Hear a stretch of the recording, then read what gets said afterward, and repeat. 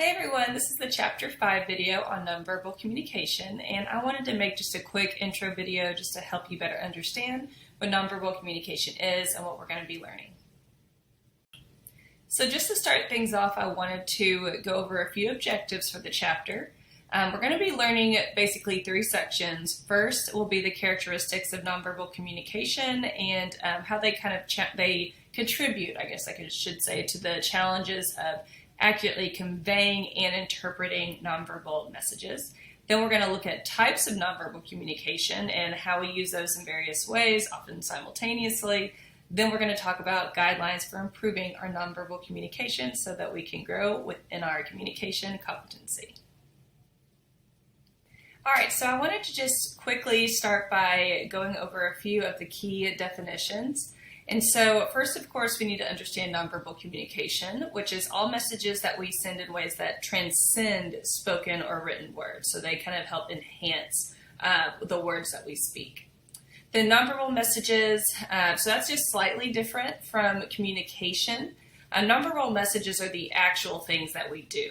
They're the cues we send with our body, our voice, space, time, and appearance to support, modify, contradict, or even replace a verbal message. So nonverbal communication is just kind of like the study in general of nonverbal messages, and then nonverbal messages are actually the things that we do. And then quick question. Whenever you're going through this, one of the things that I think a lot about is how much nonverbal impacts our daily life and our daily conversations. For example, how do you know that someone is joking or being sarcastic? A lot of times it's with nonverbal messages, correct? Sometimes it can also, I always have a hard time with people who have really dry senses of humor, or like basically they're kind of sarcastic without showing it. I read a lot into nonverbals, and so I never know how to act when I'm like, wait, was it a joke? Was it not? So that's something that's also very interesting, how we either use or do not use our nonverbal messages. And then just something really interesting to know, 65 to 90% of meaning comes from the nonverbal messages we use to communicate in face-to-face interactions. And that's really important when you think about it. So if you feel like you're not a very strong nonverbal communicator, this is something that we can really focus on in order to enhance our communication competency.